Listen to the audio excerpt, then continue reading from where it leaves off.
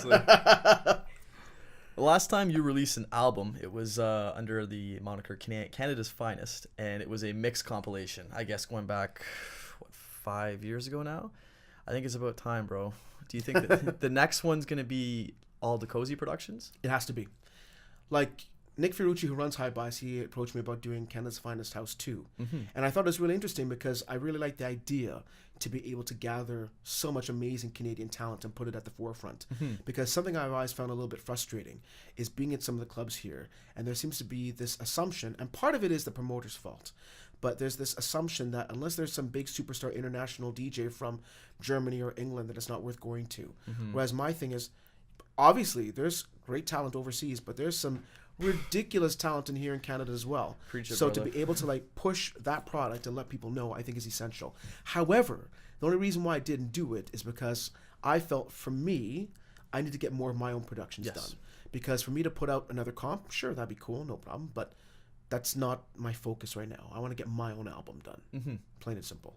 Will it be mixed, or will we just do individual tracks? Give us a scoop, bro. Okay, the first problem I'm having right now is the idea of, it's kind of like, okay, now I'm going to veer off into like 4 different topics. Okay, I'm going to veer for a second, but this is going to come back to what you originally asked. So Comfort Zone asked me to do a best of Comfort Zone CD. Wow. And proper. So I asked, okay, it needs to be a triple CD because there's no way you can encompass 15 years of history of what that club is about, condense it to one CD. No. Like, that is just impossible. They're like, no. One track per year? How about like a double CD? They're like, no, it has to be a single. I'm like, oh, are you kidding me? Because within Comfort Zone, and a lot of people won't remember this, but there used to be trance nights there. I mean, like how I first got into Comfort Zone is Dr. Trance started a night called TTC. It was him, OS2 from Destiny, SOS, Mark Grimace, me, and several other residents. So it was all trance and techno, and that's how I first got in there. And now it's more of like a chuggier, darker, tribal, some sexy house, some good tech house beats. But there's no way that could be condensed to one CD. So to come back to your question, the number one problem I'm having right now is to put out an artist album that represents me.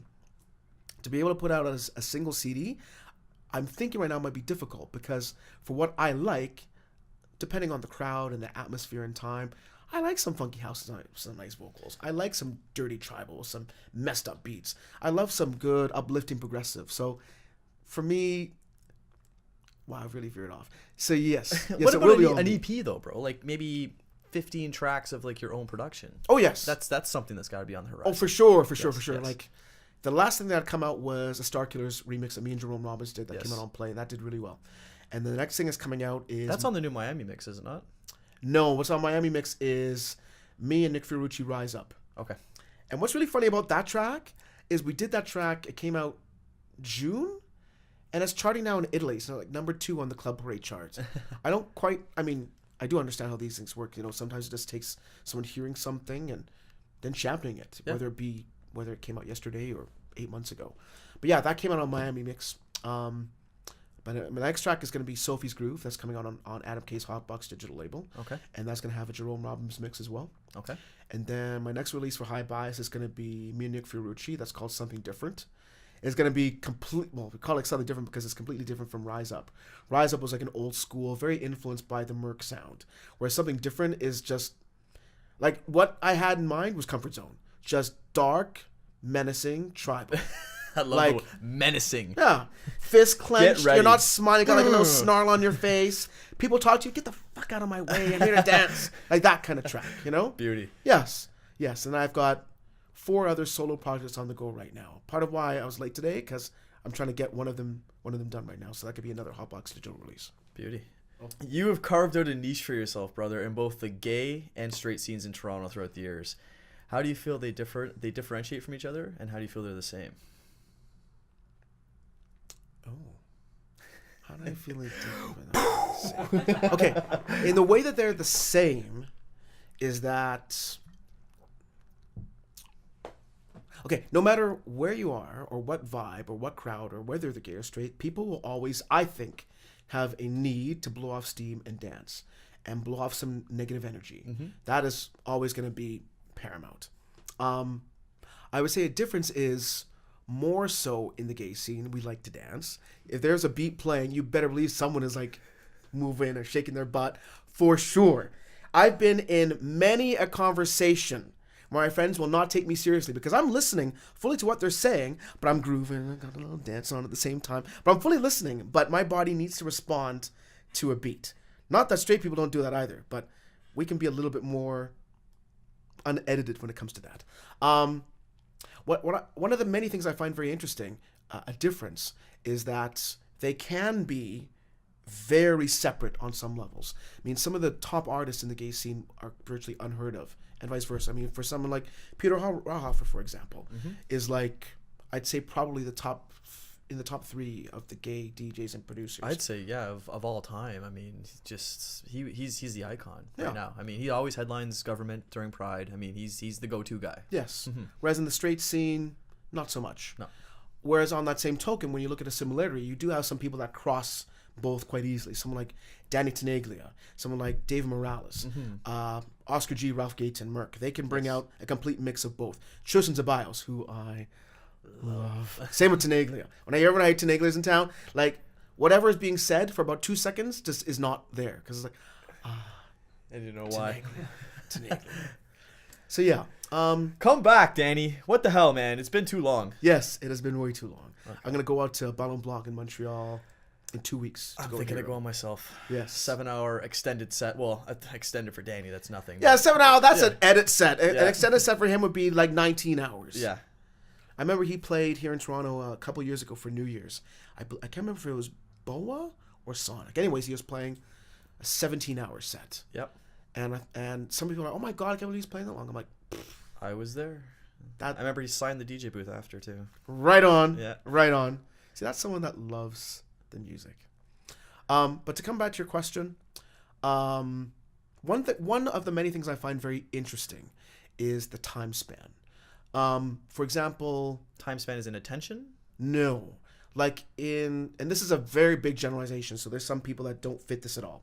But in the straight scene, for example, you see like a lot of people in their teens coming out, 20s, 30s, and then start to drop off as they start to pursue other goals, get married, kids, all that sort of thing. Whereas in the gay scene, it's still very much encouraged to still come out and dance. For example, some of the major circuit parties that happen all across the world, especially the more expensive ones. Like you see a variety of people from their like teens to 50s just going off. Like some of the leather bear parties, like hardly anyone under 30 just going off. Actually, you know what? I've got a story about that. A little pet peeve I have, not a pet peeve, but just like a little like, what the heck? I don't get this. So when I first arrived in Toronto, I wanted to kind of get a vibe for like what's all going on, what's all happening in the scene, both straight and gay. So one of the many things I wanted to check out was one of the leather parties. So I figured, okay, cool. So I got booked for one of them, and it was at the Opera House. And I figured, okay, leather party. All these like leather daddies, biker chicks, you know, just rough. So I figured, okay, I'm going to bring out all my like industrial, all my alternative, old New Order, plenty of Depeche Mode, some 9 Inch Nails, like some good, just rough, masculine, meaty man music, right? So I'm fully armed, ready. Okay, I know what I'm going to do. I have my outfit and everything planned, prepared. Okay, here we go. All right.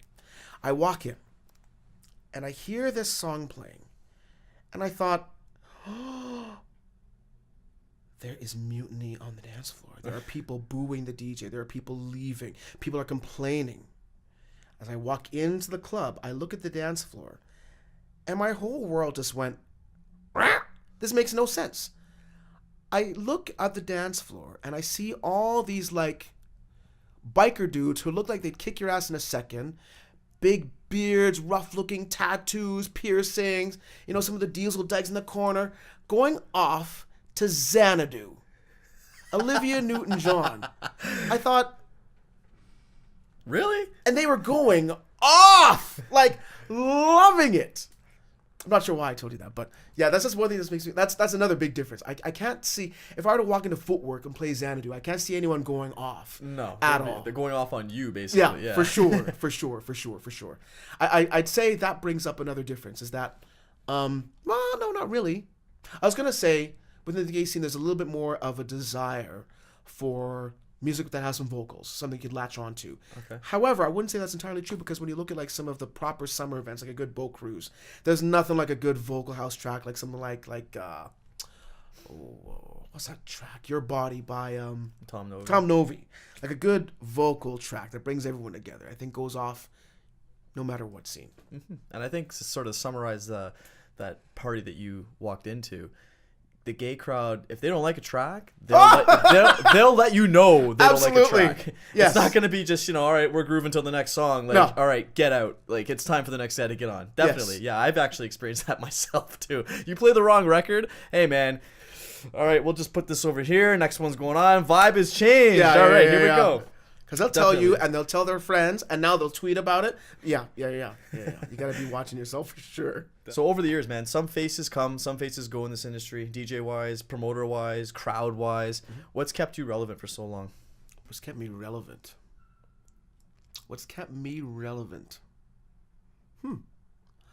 Okay, this is going to sound kind of silly, but I don't know if I can answer that.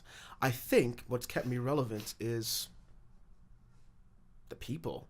Like, because if it wasn't for the people that come out and dance, I mean, I wouldn't be here. Mm-hmm. I wouldn't be sitting here with you talking right now. Yeah. I wouldn't be playing at these different clubs if it wasn't for the people coming out and dance.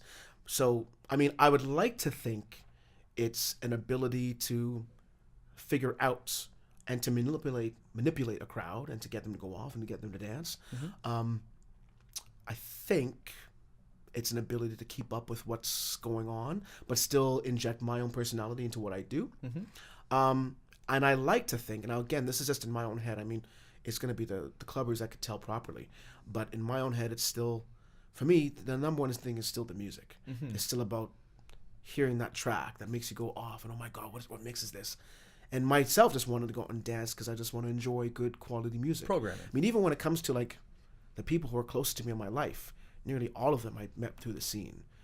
I mean, don't get me wrong, there's some people I never need to see in my entire life again.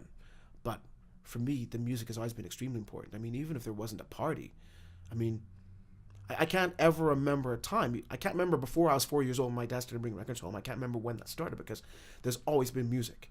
I mean, when I'm on my bike regularly, my iPod's on. The second I come home, I turn on stereo. Like, music. And because I love it. And the thing is, when I meet another music lover, that just kind of gets us going. It just develops this vibe. So then when you get this crowd of people who love music and then see a DJ who loves the music too, I think that reflects. I mean, when I look example for someone like someone who's been up and coming in the scene who I really respect is Tiki Tai. Because when I see her, she loves the music. Like, even if she might not be playing a track someone likes, the crowd still goes up because she's presenting this vibe and she's loving it. And that's just something you just can't manufacture. Yeah, it's your feeling. It's part of how you react to being out there, being on the stage, and just it's stage presence, like you say. And people see the energy and they see, well, and you're the king of that, man. Like, you've created that aura around you. When they see you going off, they want to go off. And almost like the music itself plays obviously all the difference in the world, but even the track you're playing might not be something that somebody likes, but they see you going off to it and your energy is just infectious. They want to feel that. They want to feel the vibe. And like I said, you're the king of that, bro. Well, to me, it's reciprocal because when I see a crowd going off, and I see them giving it, I just want to figure out how can I make you go off even harder or faster or on more emotional ride, like there's so many things. I'm sure every DJ has their thing. I love just observing. Like, one of the many things I enjoy observing is seeing that person by themselves, their eyes closed, just a little smile on their face, and they're dancing because you've connected with them. Mm-hmm. So I want to figure out how can I keep this connection going, and how can I now spread that to other people. There's just so many things about the vibe and the dynamics of a dance floor that I just love. And when you can tap into that and control it and manipulate it and be manipulated by it, I think that's what keeps me relevant. We're gonna go old school styles. I want to see you work these things. Just do your thing, bro. I want to see the sweat flying in this set, man. I want to see the full energy, just encompassing who Deko-Ze is right now. He's gonna do it for you guys. Thanks for tuning in. White Little Podcast again, brought to you by Moog Audio. Deko-Ze's gonna go rip it. Shout outs to Vlad the Impaler, obviously in the house as always. Oh shit, we got some guests. Mighty Mouse in the house. DJ Alberto Josue, ladies and gentlemen. Woohoo! Deko-Ze, it is time, my friend. Let's do it. Awesome. Well, let's do it.